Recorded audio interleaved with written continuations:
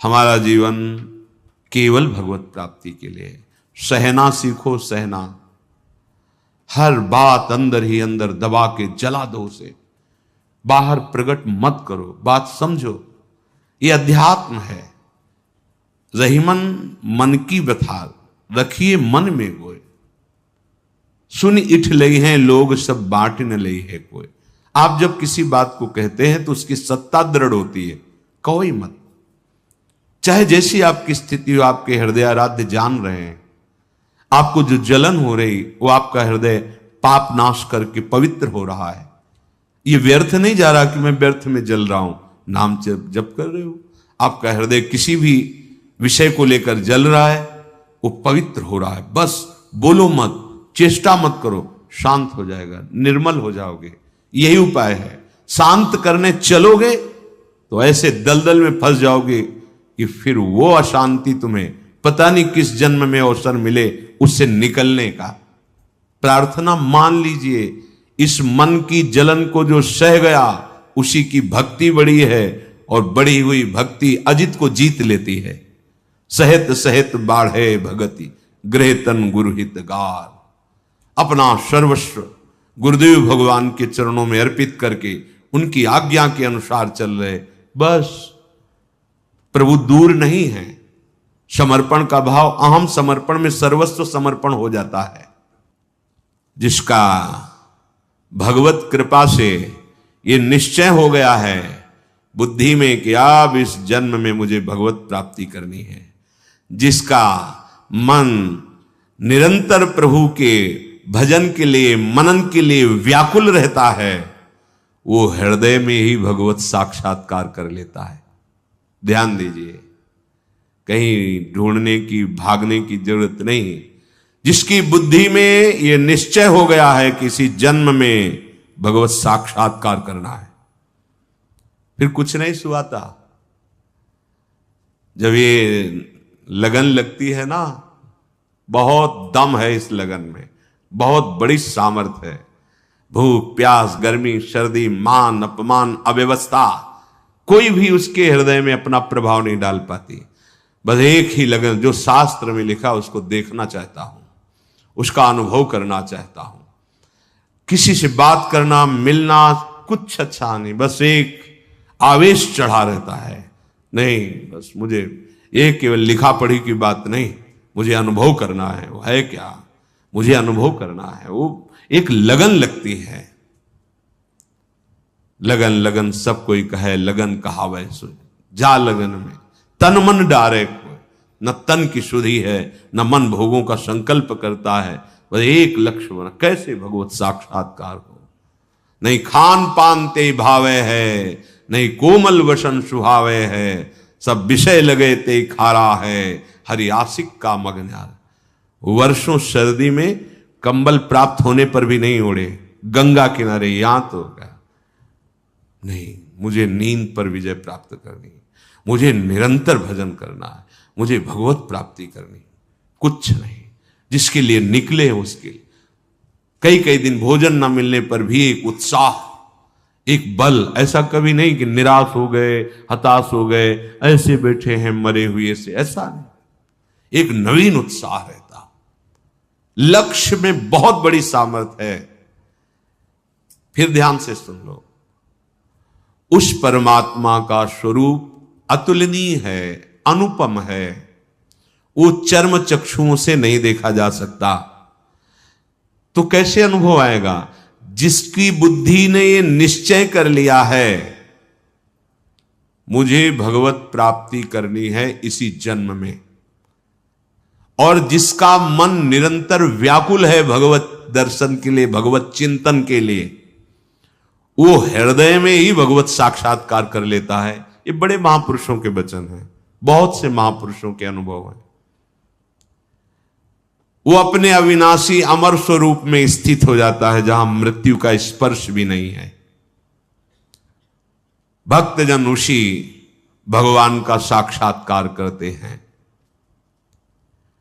जैसे शहद की मक्खी आधे मास तक शहद का संग्रह करती है, फिर वो उसका पान करती है, उसी प्रकार इस जगत में भ्रमणशील ये संसारी जीव पूर्व जन्म के किए हुए संचित कर्मों से कुछ प्रारब्ध भोग लेकर इस शरीर धारण करता है, भोगता है, फिर नए कर्म करता है। बस ऐसे ही 15 दिन वो शहद एकत्रित करते, 15 दिन में वो पान करते। जन्म जन्मांतर यही क्रम चल रहा है। इस संचित कर्म को भस्म करने की सामर्थ्य जिसमें है उसे भगवान कहते हैं। उसी परमात्मा ने समस्त प्राणियों को कर्म बंधन में बांध रखा है। जो कर्म कर रहा है फिर उसे कर्म फल भोग अवश्य भोगना पड़ता है। अगर मुक्त होना है तो उसी परमात्मा, उसी भगवान का आश्रय लेकर निरंतर भजन, जिससे तुम्हारे संचित कर्म भस्म हो जाएंगे। आगे तुम्हें कर्म फल नहीं भोगना पड़ेगा। वर्तमान शरीर में जो निश्चित प्रारब्ध हो चुका है वो आएगा, पर भजन बल से आप उसे सह जाएंगे, आप आगे बढ़ जाएंगे। भक्तजन उसी सनातन ब्रह्म को प्राप्त करते हैं। जो पूर्ण परमेश्वर अपनी पूर्णता से ही पूर्ण विश्व का विस्तार करता है, उसी पूर्ण की सत्ता से ये स्फुरित होता है। उसी पूर्ण की सत्ता में प्राणी चेष्टा युक्त है और उसी पूर्ण में ये सब लय हो जाता है। उसे भगवान कहते हैं। भक्तजन उसी भगवान का साक्षात्कार करते हैं। उसी पूर्ण सत्ता से वायु का प्रादुर्भाव हुआ है और वायु से संपूर्ण सृष्टि में प्राण जीवनी शक्ति है। जो वायु को प्रकट किया, वायु से सबका जीवन चलना। उसी से अग्नि का प्रादुर्भाव हुआ, उसी से सोम का प्रादुर्भाव हुआ, उसी से प्राणों का विस्तार हुआ। कहां तक गिनावे राजन, हम नाम बताने में असमर्थ है, इतना उसका विस्तार है। तुम इतना समझ लो कि सब का सब वही प्रकट करने वाला, वही प्रकट होने वाला और वही लय करने वाला और वही लय होने वाला है। उसी सनातन भगवान को योगी जन, भक्त जन प्राप्त करते हैं। हृदय देश में वो बड़ा सूक्ष्म रूप लेकर रह रहा है।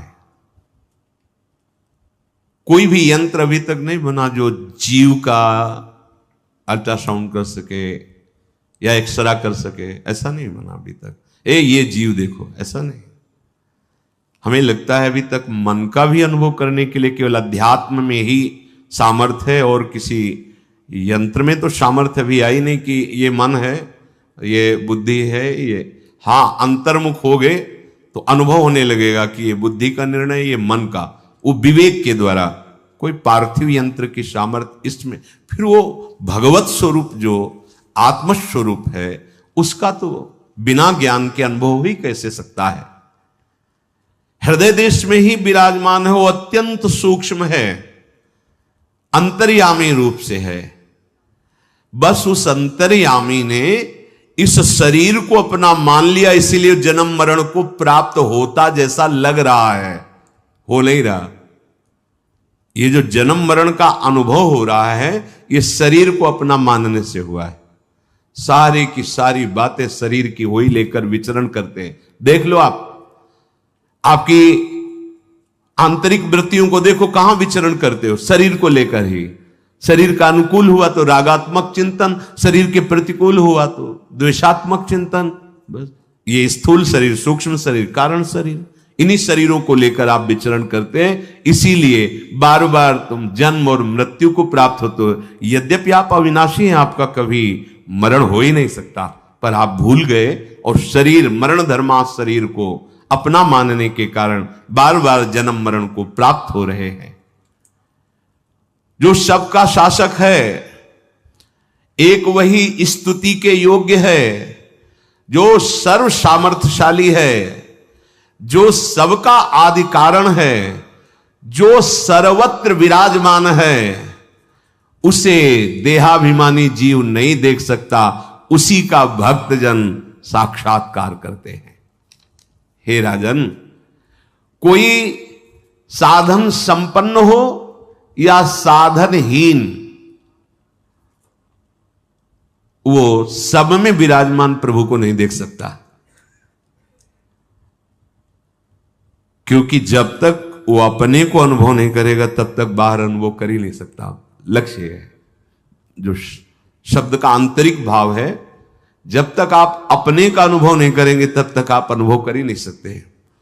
अपने को अनुभव हो तो अपना तो अनुभव भूले हुए हैं, अपने को शरीर माने हुए, तो करते रहो साधन, जन्म जन्म यत्न करते रहो, क्योंकि साधन तो है शरीर राग हटाने का। शरीर राग हटा तो अपने स्वरूप का अनुभव होता है। इसलिए बड़ा कठिन है जीवन मुक्त होना, बहुत सरल है भक्ति के द्वारा वो जीवन मुक्ति। स्वीकार करो, धाम आश्रय, नाम आश्रय, वाक्यों का मनन करो। ये वाक्यों का मनन अंतःकरण का मार्जन है, आप समझो इस बात को। जैसे कोई पात्र गंदा हो गया तो हम कुछ ऐसे पदार्थ लेकर फिर उसका मार्जन करते, चमक उठता है। ऐसे वाक्यार्थ विचार्यताम, जो संत महापुरुषों के महावाक्य हैं, वचन हैं, उनको विचारो, उनका चिंतन करो, तो चिंतन से इनका मार्जन होता है, मन का, बुद्धि का, चित्त का, आम का, ये पवित्र होते हैं। सुना निकल गया, कोई मतलब नहीं। और जब मार्जन होता है तब आचरणों में उतरने लगता है। नहीं, जब ऐसा है तो हम ऐसा क्यों करेंगे, नहीं करेंगे, हम ऐसा ही चलेंगे। पर हम सत्संग के वाक्यों को मनन नहीं करते तो मार्जन नहीं हुआ, वो गंदे के गंदे पड़े हैं। जानकारी केवल ले ली, ऐसा ऐसा दूसरों को सुना दिया, मार्जन नहीं हुआ। कोई साधन संपन्न या साधनहीन वो नहीं देख पाता। बहुत सुंदर, जब तक वो अपने को नहीं जानता। अपने को जान गए तो सबको जान गए, क्योंकि वो यहां बैठा हुआ है, फिर वो जित देखो तित श्याममयी, जड़ चैतन्य कछु नहीं दिखत, जित दिखत तित श्याम खड़े। नेत्र खुल गए तो जो अंदर वही बाहर। बद्ध और मुक्त दोनों के हृदय में समान भाव से भगवान विराजमान है। चाहे वो पापी हो, चाहे पुण्यात्मा हो, चाहे दुरात्मा हो, चाहे महात्मा हो, चाहे जीवन मुक्त हो या जीवन बद्ध हो, वो तत्व तो सबके हृदय में समान विराजमान है। वो आनंद का मूल स्रोत है। समझो, हम आनंद का मूल स्रोत विषय भोग मान रहे हैं। वो आनंद का मूल स्रोत है, उसी परमात्मा को योगी जन प्राप्त करते हैं। जो ज्ञान मार्ग का पथिक है वो ब्रह्म विद्या के द्वारा लोक परलोक सब भोगों का त्याग करके एकाकार वृत्ति, ब्रह्माकार वृत्ति, तो ब्रह्मविद ब्रह्मवि भवति, जीवन मुक्त हो जाता है। जो याज्ञिक जन है वो अग्निहोत्र आदि के द्वारा, विविध यज्ञों के द्वारा उसी का यजन करके उसको प्राप्त होते हैं। जो भक्त जन है वो भक्ति के द्वारा उसी भगवान का साक्षात्कार करते हैं। ऐसे महात्मा पुरुष जो अपने आप को प्रभु में समर्पित कर चुके हैं, जो अपनी हर वृत्ति को प्रभु में लीन किए हुए हैं, अब उनका ना शास्त्र से कोई प्रयोजन रह जाता है, ना लोक से कोई प्रयोजन रह जाता है। जैसे नदी पार हो गए थे, नाव से कोई प्रयोजन नहीं, ऐसे वो समस्त शास्त्रों के ऊपर विचरण करने वाले महापुरुष होते हैं। समस्त शास्त्र जिसे नेति नेति कह रहे, वहां वो स्थित हो चुका है। तो अब किसी शास्त्र से कोई प्रयोजन नहीं, किसी लोक से कोई प्रयोजन नहीं। अर्थात वह कृतकृत्य हो जाता है, वही सनातन परमात्मा को प्राप्त होता है। मन के समान वेग वाला कोई नहीं है, बहुत तीव्र गति। जहां जहां अपने इंद्रियों के द्वारा मन का संयोग कराया है, अभी अभी अभी अमेरिका पहुंच गए, अभी अमुक देश पहुंच, अभी एक देर नहीं लगेगी, हां पहुंच गए। इतना वेग है मन का, इतना तीव्र गति। वायु भी इतनी गति से नहीं चलता, वायु तो समय लगता है। आप अगर जहां भी गए हो और आपकी स्मृति में है, अभी अभी वहां पहुंचा देगा, अभी वो दृश्य वो सब आपके सामने आने लगेगा। ये मन बड़ा वेगशाली है और ये बंदर की तरह छलांग लगाता रहता है, इस डाल से उस डाल। देखो चुपचाप देखो, इसकी हरकत देखो, इसको शब्द, इस शब्द से वहां पहुंचा, वहां से वहां पहुंचा, वहां बस नाचता रहता है। बस इसका नाचना बंद हो जाए, इसकी चंचलता बंद हो जाए, तब परमार्थ का आनंद स्फुरित हो। पर हम तो इसके विरुद्ध आचरण करते हैं और इसको चंचल बना रहे हैं। किसी के 10 लाख पंख जग जाए और खूब वेग से उड़े तो क्या आकाश का अंत पालेगा क्या? सनत सुजात जी कहते हैं नहीं पा पाएगा। ऐसे ही कोई कितना भी बुद्धिमान हो, क्या उस अगाध पर ब्रह्म को जान जाएगा क्या? नहीं। तो फिर कैसे जानते हैं? बोले सोई जाने जे देव जनाई। जिसे वो जना देता है अपने आप को, वही जान जाता है। तो किसको जनाता है? बोले कृपा पात्र को। कृपा पात्र कौन है? मन क्रम वचन छाण चतुराई भजत कृपा कर हेर। जो मन से, वचन से, कर्म से, निश्चल भाव से भगवान की शरण में हो गया, वही कृपा पात्र है। भगवान उसको अपना अनुभव करा देते हैं। नहीं तो जैसे कह रहे कि यह सहस्त्रम सहस्त्राणाम पक्षान सत्यत्य संपतेत मध्य में मध्य आगच्छेत दपिचेत श्यान मनोजवा। ऐसा वेग उसका हो, 10 लाख पंख लगाकर उड़े तो भी आकाश का अंत नहीं पा सकता। कोई कितना भी ज्ञानी विज्ञानी हो, भगवान का अंत नहीं पा सकता। इसलिए उनका नाम अनंत है। वो स्वयं कृपा करके अनुभव कराते हैं कृपा पात्र को। वही कृपा पात्र है जो मन वचन कर्म से कपट छोड़कर भगवान की शरण में हो गया। मोहि कपट छल छिद्र न भावा। ये प्रत्यक्ष है पर दिखाई नहीं दे रहा है। जिसका अंतःकरण विशुद्ध हो जाता है उसी के अनुभव में आता है। तुम्हारे मानने न मानने से वो कोई किसी की मानने वाली वस्तु थोड़ी है कि मान लिया तो उसकी मान्यता, नहीं माना तो नहीं। अरे तेरे मानने न मानने से उस परम सत्य में कोई फर्क नहीं पड़ता। मान लेगा तो तू आनंदित हो जाएगा, नहीं मानेगा तो भ्रमित होकर भटकता रहेगा उसी की गोद में, उसी की गोद में, उसी विराट भगवान की गोद में आप बैठे हुए हैं। संपूर्ण ब्रह्मांड उसी की गोद में है। बड़ा ज्ञानी जीव है, अवसर मिला है बहुत। भगवान बचावें, दुर्बुद्धि से बचावें, हमारी बुद्धि को सत्य प्रकाश की तरफ प्रेरित करे। सब शास्त्रों का सार, हमारी बुद्धि शुद्ध हो जाए। प्रत्यक्ष है भगवान। कहां है? प्रत्यक्ष है। दिखाई क्यों नहीं दे रहा? अंतःकरण अशुद्ध है, शुद्ध करो। विशुद्ध अंतःकरण वाला देख पाता है। विशुद्ध अंतःकरण कैसे होता है? जो सबका हितैषी है, जो मन सहित 5 ज्ञानेंद्रियों को अपने वश में किए हुए है, अधर्म आचरण नहीं, जिसके ऊपर भारी से भारी दुख आने पर भी विचलित नहीं होता, जिसके हृदय में किसी भी संबंध का प्रभाव नहीं है और निरंतर भजन परायण है, वो मुक्त है। ऐसा मुक्त पुरुष ही भगवत साक्षात्कार करता है। यही है, सबके बीच में है। तासा मावीर भूख छोरी इसमें मान मुखा मुझा, अभी दर्शन हो जाए बस। किसी संबंध का हृदय में प्रभाव नहीं, किसी अन्य दुख का हृदय में प्रभाव नहीं। 5 ज्ञानेंद्रियों सहित मन जो प्रकृति की तरफ जा रहा है वो प्रभु की तरफ मुड़ गया। हृदय शुद्ध हुआ, भगवत साक्षात्कार हो गया। जैसे सांप बिलों का आश्रय ले अपने को छिपाए रहता है, ऐसे ही प्रपंची, दंभी, पाखंडी, व्यवहारी इन्हीं में छिपा है। वो इन्हीं में छिपा है। जैसे ठग रास्ता चलने वालों के मार्ग में मित्र बनकर आकर उसको लूट लेते हैं, उनको बातों से अरझा करके उनको लूट लेते हैं, ऐसे ही काम क्रोध लोभ मोह मद मत्सर भगवत मार्ग में चलने वाले पथिकों का भगवत स्मरण रूपी धन फुसला के लूट लेते हैं। क्या हुआ? गई भगवत स्मृति, भजन गया। जो निश्चय हुआ था कि भगवान के नाम में हमें सुख मिले, भगवान के धाम में हमें सुख मिले, भगवान की रूप लीला में, वो फिर भोगों में फिसला दिया। बहुत बहुत ध्यान देने।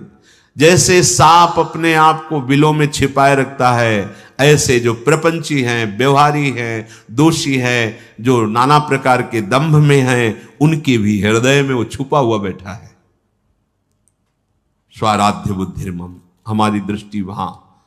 जैसे मार्ग में चलने वालों को ठग बातों में फुसलाकर उन्हें लूट लेते हैं, ऐसे सुख का प्रलोभन दे करके ये षड विकार साधक को लूट लेते हैं, उनकी स्मृति को क्षीण कर देते हैं।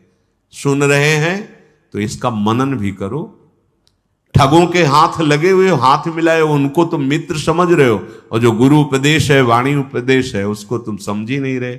उनको तुम जरूर रुद्ध दृष्टि से देखते हो कि हमारे अनुकूल क्यों नहीं चलते, क्योंकि तुम्हारी बुद्धि ठगों ने अपने अधीन कर लिया है। काम, क्रोध, लोभ, मोह, मद, मत्सर।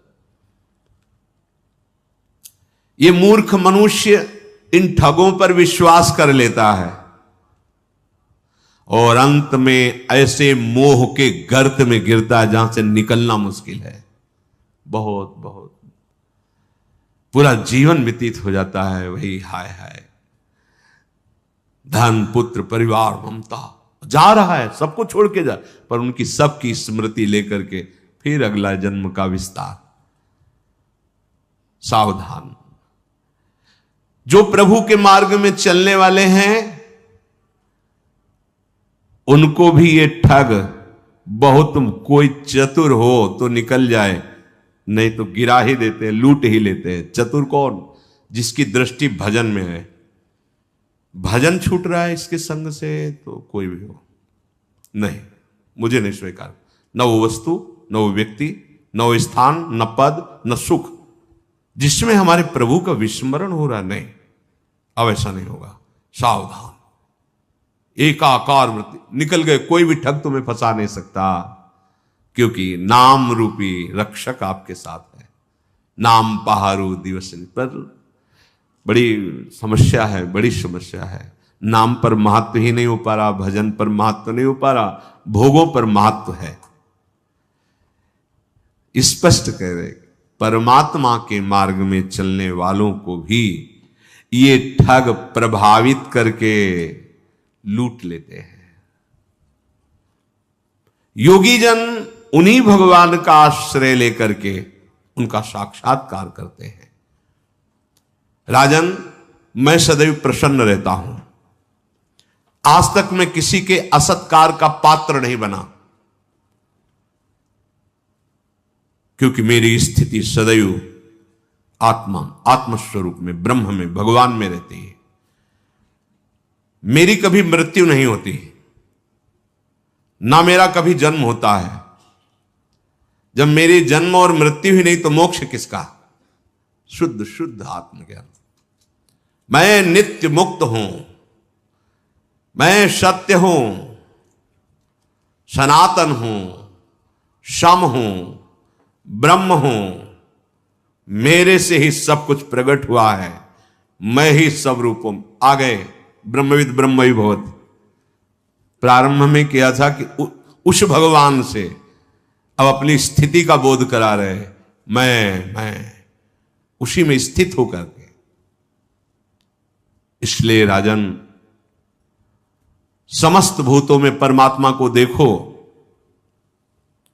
और ऐसी ही दृष्टि प्राप्त करो कि हर समय अखंड प्रसन्नता रहे, कोई भय नहीं। क्योंकि जो विषय भोगों में आसक्त है उसे शोक ही शोक प्राप्त होता है, शोक ही शोक। जो हार से दिखाई देता है वो भी शोक ही होता है।